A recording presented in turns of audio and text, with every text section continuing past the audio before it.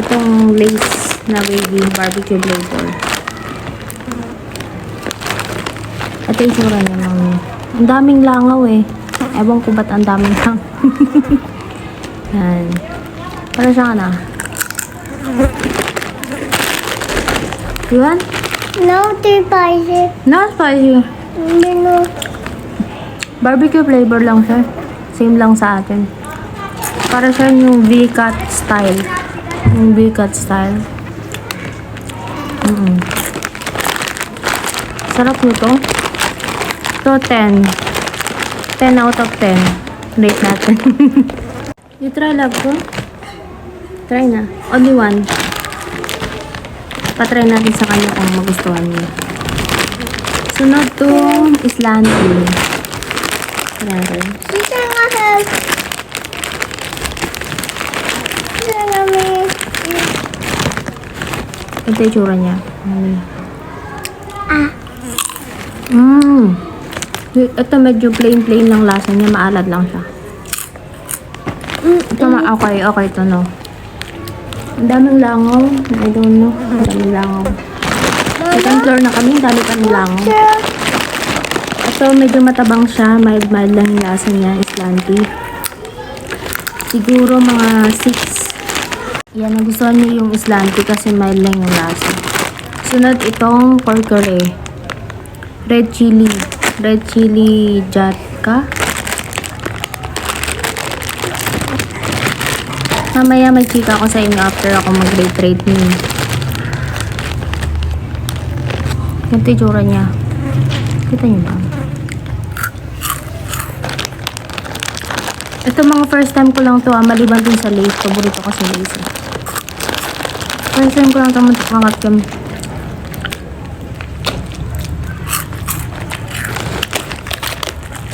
Hindi ko bet to. Parang siyang masala. Lalagyan nila sa ulam. Tama ang hang.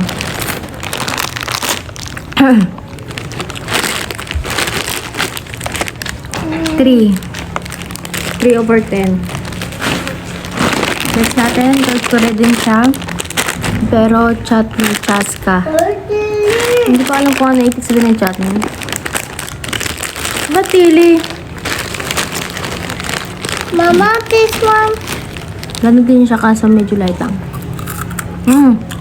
This one. Okay, later we will give.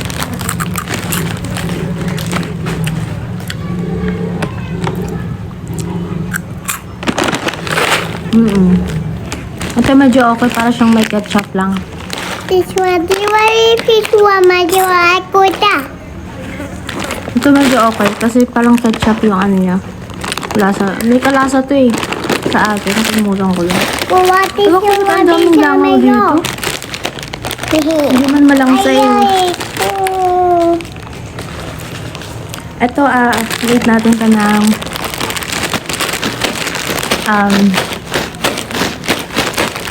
6 over 10. Next is yogurt flavor. Alam ko sa Middle East meron din mga ganito.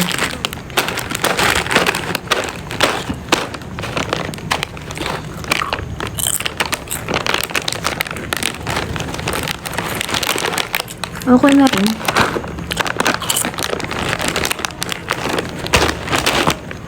Kasi siyang yogurt.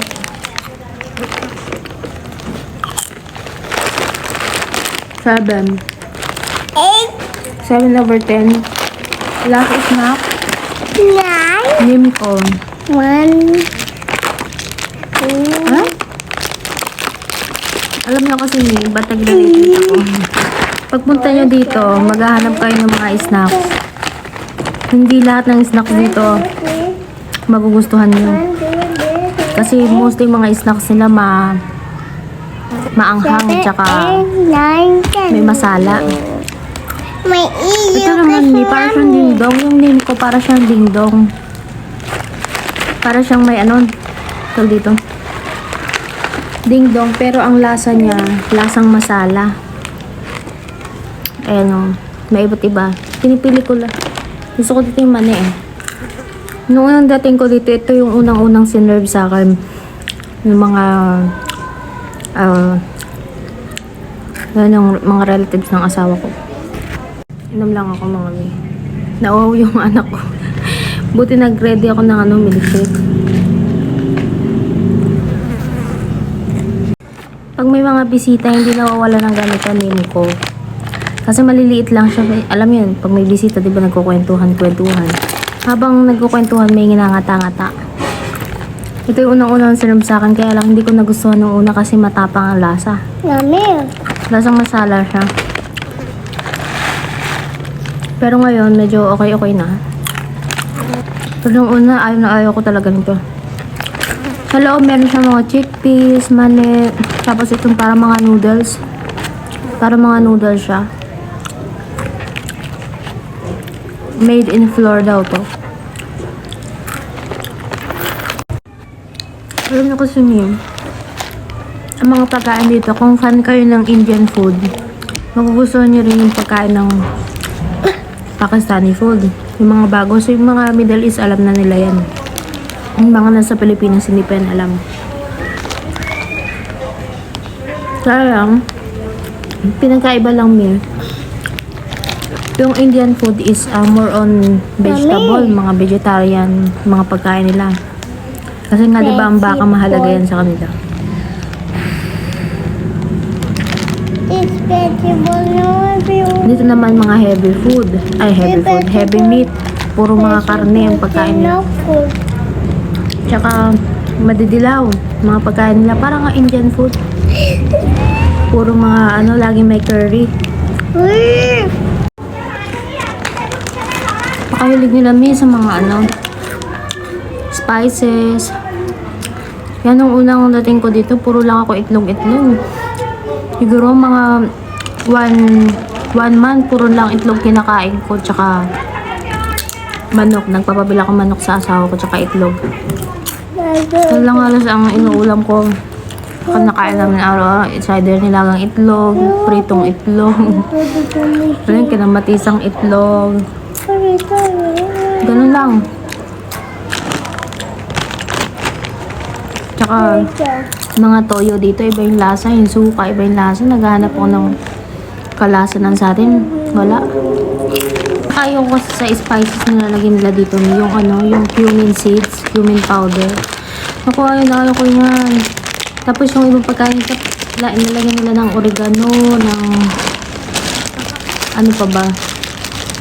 Parang lasang insenso yung iba nilang pagkain. Kaya sabi ko, ako na magluluto. Kasi nung unang dating ko dito sila, pinagluluto nila ako Pagluluto ka nila yan, yung mga hipag mo, biyanan mo. Nung tumagal-tagal na, sabi ko, hindi ko talaga yung luto nila. Tsaka hindi yan sila mahilig magkain-kain ng mga isda. Ako kasi mahilig akong magsabaw-sabaw. Kasi nasanay ako sa probinsya, sabaw-sabaw ang ulam. Tsaka minsan nalaga ko lang yung gulay, yung talong, sausaw sa toyo. Sabi nila, bakit ang dami mo maglagay ng tubig sa ulam? Sabi nila sa akin. Sabi ko, wala, gusto ko kasi may soup, may sabaw. Sabi ko, naku, ayaw daw nila niyang ganyan, yung may sabaw-sabaw. Kahit yung anak ko hindi nakain ng yan. Yung pagkain nila, talagang nagluluto ako ng bukod na pagkain namin. Pero nagluluto rin ako ng para sa asawa ko kasi iba yan sila magluto ng kanin. Tsaka ayaw nila yan sa pag magluluto ng ulam. Ayaw nila yan yung buo-buo yung luya, yung buo-buo yung... Kasi diba tayo tansya-tansya lang tayo pag maghiwa ng sibuyas, bawang. Dito hindi kailangan dikdikin mong maigi. Dikdik na dikdik yan. Minsan kasi nung unang mga first week namin nagsama ng asawa ko, first time namin magsama sa isang bubong ng asawa ko. Siya, naiinis siya kasi nakakain niya daw na buo yung luya. Sabi ko, wag mo kasing isama yung luya. Kainin. Ayaw niya talaga. Kasi yan sila maselan yan sila sa pagkain. Gusto yung pagkain lutong-luto. Yan. Ayaw nila sa gulay. Yung mga, di ba tayo half cook, okay na yun. Sa kanila kailangan durog na durog, lutong-luto ang ulam. Tsaka pag maglagay sila ng mantika, maraming mantika, gusto nila yung yun kasi yung nila eh. Gusto, nasasarapan sila pag yung mantika pumapaibabaw sa pinakaulam. Nakita ko, ang dami-daming mantika maglagay nila. Again. Lalo na yung asawa ko. Kaya galon-galon nauubos yung mantika, galon-galon every 2 weeks. Tsaka napakaanghang nila magluto. Kaya pag nagluluto ko, nasa kabila pa ako pag nagluluto. Kahit dito, pag pumupunta yan sila dito, nakita nila nagluluto ako. Kasi pag magluto ko, pina-priority ko kasi yung baby ko eh. Gusto ko makakain din siya. Ako, kapag gusto ko rin naman ng maanghang. Kaya lang, syempre gusto ko makakain din anak ko. Di bali ako, lagyan ko lang ng sili yan. Toppings na sili. Di maanghang na eh.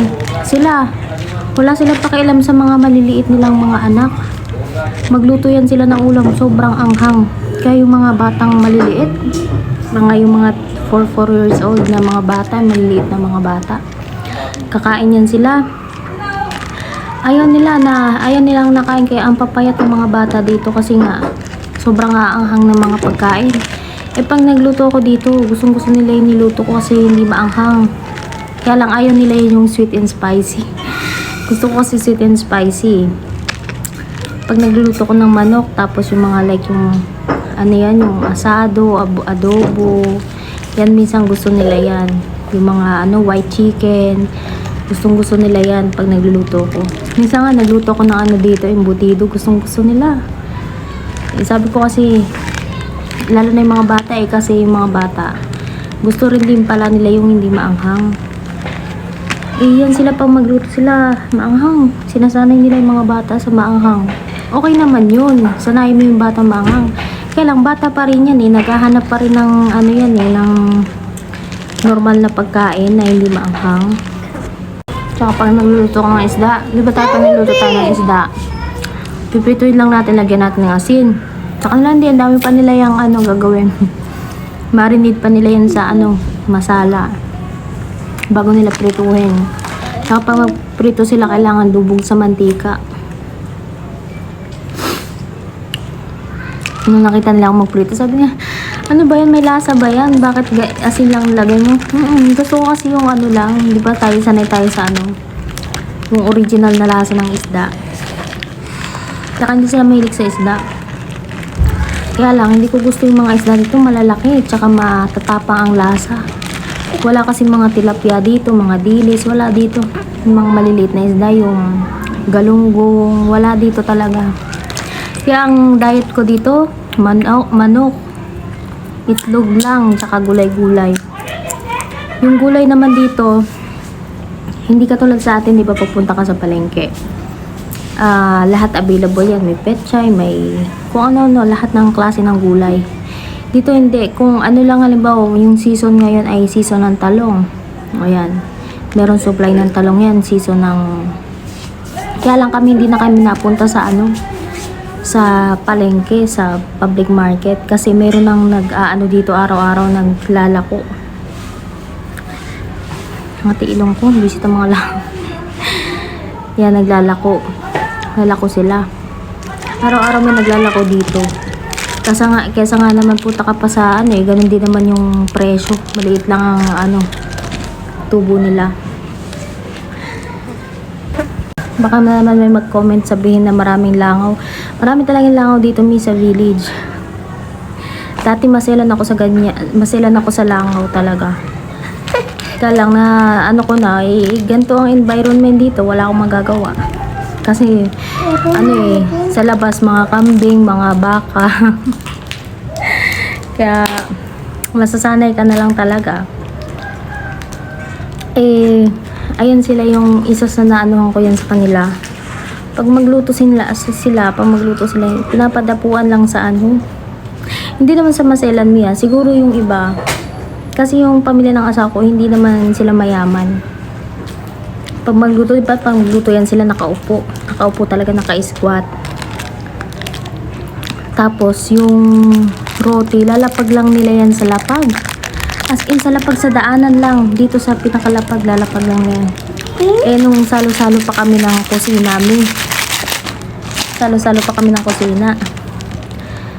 Yung yan, daan kami ng daan. Yung Yung rote, nandito lang sa paanan namin. Sabi ko, hindi ba kako yan sila na ano, lahat ng alikabok ng dumi, lumilipad sa pagkain. Hindi ba yan nila nararamdaman? Hindi ba yan nila naiisip? Sabi ko, kaya hindi talaga ako nagkakain ng rote na niluto nila. Hindi sa maarte ako Kaya sila, hindi sila nawawala ng ubo. Yung mga bata hindi nawawala ng ubo, ng sipon. Saka pag, pag-iinom ng tubig. Hindi ko alam, siguro sa iba maselan. Pero dito kasi hindi yan sila maselan kung maselan ka, ano ka, Wait. yan, yung pinag-inuman ng isa, iinuman ng lahat. Kaya lalo na pag winter, ganyan sila lalo na pag winter. Kaya kung may ubo yung isa, lahat uubuhin, hawa-hawa ng ubo. Ano ba yan, sabi ko ba? Ako, galing din naman ako sa village sa barrio. Pero hindi naman ganyan ka, hindi sa ganun talaga, siguro masasanay ka na lang. Kaya ang dami kong dito, adjustment. Kaya talaga sinikap ko talaga yung asawa ko magpatayo ng bahay